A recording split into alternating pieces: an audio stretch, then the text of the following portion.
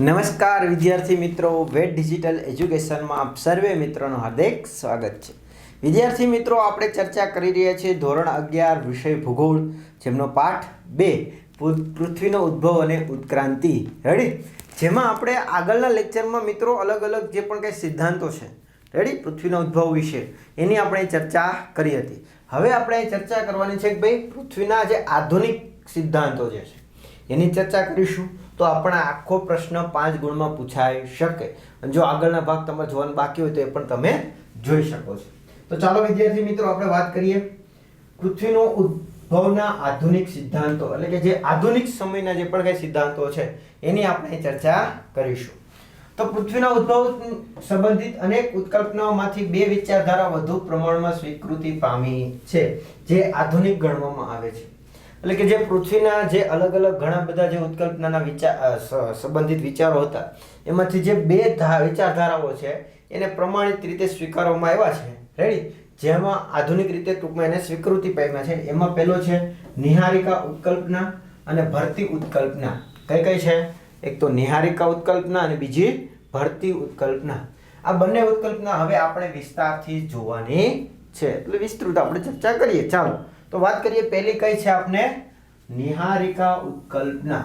Ready? આ એક ધ્યાનમાં રાખવા જેવો છે. અહીંથી આપણો પ્રશ્ન છે 5 ગુણમાં પૂછી શકાય. ચાલો રેડી?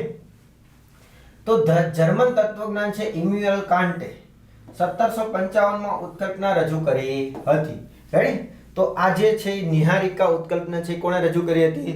તો કે જર્મન જે તત્વજ્ઞ હતા, રેડી, જેનું નામ હતું ઇમ્યુએલ કાન્ટે, એમણે રજૂ કરી હતી. તેના મત અનુસાર અબજો વર્ષ પહેલા અવકાશમાં ઠંડુ અને ગતિહીન વાયુવ્ય વાદળ અસ્તિત્વ ધરાવતું હતું. જો કે આપણે આગળ આની ચર્ચા કરી ગયા હતા. તો એમના મત મુજબ છે એ કેવું હતું? તો કે ભાઈ કેટલા વર્ષ? અબજો વર્ષ પહેલા, અબજો વર્ષ પહેલા છે એ ઠંડુ, આ ઠંડુ દેખાય છે, ઈનો દેખાય ભાઈ, એ તો અહેસાસ થાય. રેડી? તો ઠંડુ અને ગતિહીન, ગતિ વિનાનું. રેડી? તો એ છે એક વાદળ છે દેખાતું, ટૂંકમાં અસ્તિત્વ ધરાવતું હતું. અહીં જે તમે જોઈ શકો છો, વાયુવ્ય વાદળમાં રહેલા વાયુ કણોના પારસ્પરિક ગુરુત્વાકર્ષણ બળને કારણે ભારે ઘર્ષણ થયું અને આ વાયુવ્ય વાદળ તપ્ત અને પોતાની કાલ્પનિક ધરી પર ફરતી નિહારિકાના રૂપાંતર પામ્યું. શું કહે છે ભાઈ? તો કે વાયુનું જે આંતરિક જે કઈ ગુરુત્વાકર્ષણ બળ હોય ને, તો કે જો આ જે વાયુનું છે આંતરિક ગુરુત્વાકર્ષણ બળ છે, એટલે અંદર શું થઈ ગયા? આ કણો ભેગા થઈ ગયા. અંદર શું થઈ ગયા? ભેગા થઈ ગયા. રેડી? અને આને કારણે શું થયું? તો કે આ વાયુવ્ય વાદળ છે તપ્ત અને પોતાની કલ્પના પ્રમાણે જે પણ કઈ ધરી ભ્રમણ હતી, રેડી, ધરી પર ફરતી નિહારિકા છે એનામાં રૂપાંતર પામી ગઈ. પોતાની રીતે જ અંદર આમ ટૂંકમાં પોતાની ધરી કાલ્પનિક, એટલે પોતાની ધરી પર એમ ફરવા માંડ્યું. જે રીતના આપણે ભમેડો ફેરવીએ ને, પેલો ભમેડા ફેરવી ને, તો ફેરવ એટલે શું થાય? એક જ જગ્યાએ આમ ફરતો હોય ને, હા બસ, તો એ પોતાની કાલ્પનિક ધરી ભ્રમણ. રેડી? તો એ રીતના છે એ શરૂ થઈ ગયું. કેનું? આ વાદળનું. રેડી? અંતરિક્ષમાં તારાઓના સમૂહ વચ્ચે શ્વેત અને શ્યામ બે વાયુવ્ય વાદળો છે દેખાય છે, તેને નિહારિકા કહે છે.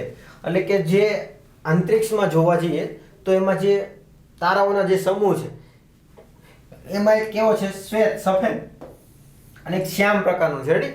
તો આ બે જે વાયુવ્ય વાદળો જે દેખાય છે એને શું કહેવાય છે? નિહારિકા તરીકે ઓળખવામાં આવે છે. કાન્ટની આ વિચારધારામાં ફ્રેન્ચ ગણિતશાસ્ત્રી લાપ્લાસે 1996 માં સુધારો કર્યો. તેણે આરંભથી જ પરિક્રમણ કરતી ખૂબ જ તપ્ત નિહારિકાની કલ્પના રજૂ કરી હતી. એટલે કે જે લાપ્લાસે હતો, એમણે જે આ જે વિચારધારા હતી નિહારિકાનું, એ રેડી, એમને છે એમાં સુધારો કર્યો. શું કીધું? કે આ જે પાછળથી આ ફરવાનું શરૂ થયું એવું નહોતું, એ પહેલેથી જ ફરતો હતો એવું કહી શકાય. રેડી? એવી એમણે કલ્પના છે રજૂ કરી. પરિક્રમણની કલ્પના છે પહેલેથી ફરતો હતો એવી કલ્પના રજૂ કરી. આ નિહારિકાની સપાટી પરથી ગરમી સતત ફેંકાતી હતી. રેડી? પરિણામે તેની ગરમીમાં ક્રમશઃ ઘટાડો થતો ગયો અને તે ધીમે ધીમે ઠંડો થવા લાગી. તેથી તેની સપાટીનો ભાગ સંકોચાઈને ઘટ બનવા લાગ્યો. એટલે કે શું કહે છે? જે આ નિહારિકા છે એ સતત ફરતો હતો, એટલે ગરમી સતત બહાર ફેંકાતી હતી. હે ને? એટલી સ્પીડમાં કોઈ વસ્તુ, પેલું ચકડોળમાં ખબર છે ને, બહુ સ્પીડમાં ફરવામાં આવે તો આપણે બધા ઓટોમેટિક વિખેરાવા માંડે, ફરતી વિખેરાઈ જાય ને, ખડવા માંડે. તો ઇન શોર્ટ ટૂંકમાં આવી રીતના સતત ફરવાથી શું થયું તો કે ગરમી છે એ બહાર ફેંકાવા લાગી. આમ ફટાફટ ફરવાથી ગરમી છે એ બહાર ફેંકાવા લાગી. પરિણામે એની સપાટી ધીમે ધીમે શું બની ગઈ? ઠરવા લાગી. અને આને લીધે ઘટ્ટ સપાટી બની ગઈ એવું કહી શકાય. અને આને લીધે કદાચ છે એ ભાગ છે એ સંકોચાઈ ગયો હોય એવું કહી શકાય છે. એવી રીતના જોઈ શકો છો. અહીંયા જો તો આ જ વસ્તુ છે. અહીંયા જો સંકોચાઈ ગઈ કે ન સંકોચાઈ ગઈ? રેડી, છતાં જ ફરવાને કારણે એ સંકોચાઈ ગઈ. રેડી, તો આવી પણ ઘટના બની હોય એવું માની શકાય છે.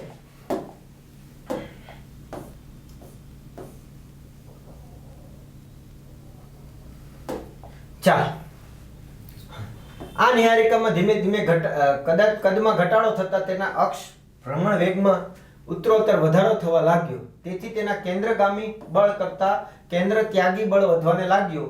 અને કેન્દ્ર ત્યાગી બળને કારણે નિહારિકાની સપાટી પરથી સમયાંતરે એક પછી એક વાયુવ્ય જથ્થો છૂટો પડી વલયાકાર અવકાશમાં ફેંકાયો. અને આ વાયુવ્ય પદાર્થોનો જથ્થો નિહારિકામાં પોતાના ગુરુત્વાકર્ષણ બળને લીધે તેની આસપાસ ફરવા લાગ્યો. અને આ વાયુવ્ય પદાર્થો ધીમે ધીમે સંયોજન થઈ એકત્રીકરણ થવાને કારણે વલયાકાર વાયુમાં પદાર્થમાં ઘન ગોળાકારમાં પરિવર્તન થયા, જે આજે ગ્રહો તરીકે ઓળખ પામ્યા. સાહેબ શું કીધું કાંઈ સમજાણું નહીં, ટેન્શન નથી લેવાનું ભાઈ. કહેવા એવું માગે છે કે આ જે છે એ જે એનો કદનો ધીમે ધીમે જે પણ કાંઈ જે ઘટાડો થયો ને, કદમાં જે પણ કાંઈ ધીમે ધીમે ઘટાડો થયો એને લીધે શું થયું તો કે એનો જે વેગ છે એ વેગ વધ્યો, સ્પીડ વધી. રેડી ને? જેમ મોટો પદાર્થ તમે ફેરવતા હોય એની જગ્યાએ નાનો પદાર્થ ફેરવો તો સ્પીડમાં ફરશે. તો આ જેમ કદ એનું જે પણ કાંઈ વાયુ ધૂળીય વાદળનું કદ હતું એ ધીમે ધીમે ઘટતું ગયું. તો એના કદ ઘટવાથી એની સ્પીડ વધી. તો અહીંયા બે બળ આવે, કેન્દ્રગામી અને કેન્દ્ર ત્યાગી. રેડી? કયા બે બળ આવે? કેન્દ્રગામી અને કેન્દ્ર ત્યાગી. એક કેન્દ્ર તરફ ખેંચે અને કેન્દ્રથી બહાર ફેંકે. રેડી? તો અહીંયા શું થયું તો કે કેન્દ્રગામી કરતા કેન્દ્ર ત્યાગી બળ વધી ગયું. એટલે કેન્દ્રથી છૂટું કરવા માટે ત્યાગ કરવાવાળું બળ વધી ગયું. એટલે ધીમે ધીમે એમાંથી વાયુ ગોળાઓ છે એ ધીમે ધીમે સમયાંતરે શું થવા લાગ્યા? આ જે નિહારિકા વાદળીય જે નિહારિકા હતી એમાંથી એક વાયુ ગોળા ધીમે ધીમે છૂટા પડવા લાગ્યા. અને છૂટા પડતા ધીમે ધીમે એ ઠરવા લાગ્યા. અને ઠરીને આજે શું બની ગયા છે? ગ્રહોમાં રૂપાંતર પામ્યા હોય એવું આવું માનવું હતું લાપ્લાસનું. રેડી? તો આ છે એ લાપ્લાસની માન્યતા હતી. તો કે આ રીતના ઘન ગોળાકાર જે બન્યા અને એ શું આજે ઓળખ પામ્યા તો કે ગ્રહો તરીકે ઓળખ પામ્યા છે. ચાલો, આખો એનો સાર સમજાઈ ગયો ભાઈ? ખ્યાલ આવી ગયો ને? ઓકે. ગ્રહોનું ઘનીકરણ થતા પહેલા આ સમગ્ર પ્રક્રિયા પછીથી પુનરાવર્તન થતા કેટલાક ગ્રહોમાંથી ઉપગ્રહો પણ બન્યા. એટલે કે આવી રીતના જે રીતના ગ્રહો બન્યા એવી રીતના ગ્રહોમાંથી ધીમે ધીમે પછી ઉપગ્રહો છૂટા પડ્યા અને એ ઉપગ્રહો બન્યા. રેડી? એટલે ગ્રહમાંથી ઉપગ્રહ જે રીતના સૂર્ય જે વચ્ચેના ભાગમાંથી જે નિહારિકા વાદળમાંથી હતું એમાંથી ગ્રહો બન્યા એવી રીતના ગ્રહોમાંથી શું બન્યા? ઉપગ્રહો બન્યા. મૂળ નિહારિકાનો બાકી રહેલો ભાગ તે સૂર્ય કહેવાયો. અને આ રીતના સૌર પરિવારનો ઉદ્ભવ કરોડો વર્ષ પહેલા થયો. એટલે કે જે વચ્ચે જે ભાગ હતો, જે નિહારિકા ધૂળીય વાદળીય ભાગ હતો એમાંથી જે પણ ઘટનાક્રમે જે બધા છૂટા પડી ગયા વચ્ચે જે ભાગ પડ્યો રહ્યો, અહીં જે વચ્ચે ભાગ રહ્યો ને એ સૂર્ય તરીકે ઓળખાયો. સમયાંતરે શું કયા નામે ઓળખાયો? સૂર્યના નામે ઓળખાયો. એટલે આમ જોવા જઈએ તો કરોડો વર્ષ પહેલા આ સૌર પરિવારનો ઉદ્ભવ થયો હતો. કેના આધારે? તો કે ભાઈ નિહારિકા ઉત્કલ્પનાને આધારે. રેડી? તો આ નિહારિકા ઉત્કલ્પના હતી એની વાત કરી. આકૃતિમાં જુઓ, પહેલા જે ધૂળીય વાદળ છે. રેડી? પછી થોડુંક સંકોચાયું ભ્રમણને કારણે, પછી વધારે સંકોચાયું, પછી ફૂલ સ્પીડમાં ફરવા લાગ્યું. હે ને? એટલે આમાંથી અમુક ભાગ છૂટો પડતો ગયો ને. રેડી? જેમ કે પાણીની પલાળેલી બોટલ હોય અને તમે સ્પીડમાં ફેરવશો ને એટલે પાણી છે એ ફરતી કોઈ વિખેરાવા મળશે. સ્પીડમાં ફેરવશો તો શું થશે? ફરતી ચારે બાજુ વિખેરાઈ જશે. એટલે ઇન શોર્ટ ટૂંકમાં આ રીતના નિહારિકાવાદ ઉત્કલ્પના પ્રસિદ્ધ થયો. ચાલો, હવે બીજો ઉત્કલ્પનાવાદ કયો છે? ભરતી ઉત્કલ્પનાવાદ. ચાલો એના વિશે ચર્ચા કરીએ. તો એ કઈ રીતના પ્રસિદ્ધ પામેલો છે? તો કે સાગર જળના ચંદ્ર અને સૂર્યના ગુરુત્વાકર્ષણ બળને કારણે ભરતી આવે છે. તો અત્યારે જે આપણે સમુદ્રમાં ભરતી આવે એની પાછળ મુખ્ય જવાબદાર કોઈ હોય તો કોણ છે? સૂર્ય અને ચંદ્ર છે. આને લીધે એમાં છે શું આવતી હોય છે? ભરતી અને ઓટ આવતી હોય છે. જોઈએ આગળ. આ ભરતીને લક્ષ્યમાં રાખીને ઇંગ્લેન્ડના ભૂગોળવિદ સર જેમ્સ જીન્સ તથા જેફ્રીજે સૌર પરિવારની ઉત્પત્તિ માટે 1919માં ભરતી ઉત્કલ્પના રજૂ કરી હતી. એટલે કે જે આ ભરતી ઓટ છે એને ધ્યાને રાખીને ઇંગ્લેન્ડના ભૂગોળવિદ હતા. કોણ? તો કે ભાઈ સર જેમ્સ જીન્સ અને જેફ્રીજે સૌર પરિવારની ઉત્પત્તિ વિશે ચર્ચા કરી હતી. એટલે કે એની ઉત્કલ્પના રજૂ કરી હતી. આ ઉત્કલ્પના પ્રમાણે વિશાળકાય વાયુપિંડ ધરાવતા આપણા આદિ સૂર્યની નજીકમાંથી એક પ્રવાસી તારો પસાર થયો હતો. એટલે કે આ ઉત્કલ્પના પ્રમાણે જોયા જઈએ તો વાયુપિંડ, એક વાયુનો પિંડ ભાગ જે છે એ એક વાયુનો પિંડ ભાગ ધરાવતો જે આદિ સૂર્યથી જે આપણો જૂનો જે સૂર્ય છે રેડી એની નજીકથી કોણ પસાર થયો? પ્રવાસી તારો પસાર થયો. રેડી, ચાલો એનાથી શું થાય છે જોઈએ.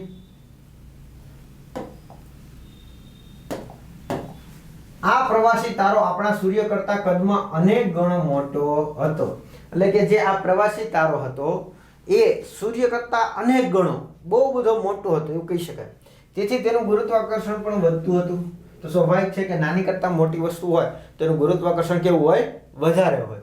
રેડી, તો આ પ્રવાસી તારાના ગુરુત્વાકર્ષણ બળને કારણે સૂર્યની સપાટી પરથી વાયુવીય ભરતી આવી અને પ્રવાસી તારો જેમ જેમ સૂર્યથી વધુ ને વધુ નજીક આવતો ગયો તેમ તેમ ભરતીની ઊંચાઈ વધતી રહી અને સિગાર કે સિરુટ આકારનો વાયુવીય જથ્થો પ્રવાસી તારા તરફ આકર્ષાયો અને તે સૂર્યમાંથી છૂટો પડી ગયો. શું કહે છે? જે આ વિસ્તૃત તારો હતો એ ધીમે ધીમે શું થયું? તો કે જેમ જેમ આ જે સૂર્યમાંથી છે આદિ સૂર્ય રેડી, તો એમ જે છે એમ ધીમે છે એ શું થયો? એની નજીક આવવા ગયો. તો એમાં છે પ્રવાસી તારો એ નજીક આવતો ગયો એમ આમાંથી એમ સિગાર જેવો હે ને, સિગાર જેવો સિરુટ અથવા તો ફિલામેન્ટ જેવો સિગાર જેવો છે એ ભાગ છે શું થઈ ગયો? સૂર્યમાંથી આ જે છે એમાંથી છૂટો પડી ગયો. રેડી, શું થઈ ગયું? એમાંથી છૂટો પડી ગયો. રેડી, નજીક જેમ જેમ આવતો ગયો એમ. અને એમાંથી પછી સિગાર અથવા તો ચિરુટ નામનો એનો આકારનો જે વાયુવીય જથ્થો છે એ સૂર્યમાંથી શું થઈ ગયો? અલગ પડી ગયો. રેડી, પ્રવાસી તારો સૂર્યથી જેમ જેમ દૂર થતો ગયો તેમ તેનું ગુરુત્વાકર્ષણ બળ ઘટતું ગયું. એટલે કે જ્યારે નજીક આવતો હતો ત્યારે ગુરુત્વાકર્ષણ બળ હતું તેને લીધે આમ જો ભાગ છૂટો પડતો ગયો. પણ જે રીતે એ દૂર જતો રહ્યો તો સ્વાભાવિક છે કે આ ભાગ છે હવે તો કે એનું ગુરુત્વાકર્ષણ બળ જે પ્રવાસી તારો હતો એનું રહ્યું નથી. રેડી, સૂર્યમાંથી છૂટો પડેલા ભાગને સૂર્યના ગુરુત્વાકર્ષણ બળને કારણે ધરીભ્રમણ અને પરિક્રમણ ગતિ પ્રાપ્ત થઈ. એટલે કે જે આ જે સૂર્યમાંથી છૂટો પડેલો જે ભાગ હતો આ રેડી, પણ હવે એ નજીક કોનો હતો? સૂર્યની. કેમ કે આ તો જતો રહ્યો છે તો આ નજીક હતો એટલે આને લીધે ધરીભ્રમણ અને પરિક્રમણ પોતાની ધરી ઉપર પણ ફરવાનું ચાલુ કર્યું અને પોતે સૂર્યની આસપાસ ફરવાનું ચાલુ કરી ગયું. રેડી, આ નિહારિકાવાદને આધારે. રેડી, ચાલો સમય જતા સિગાર આકારનું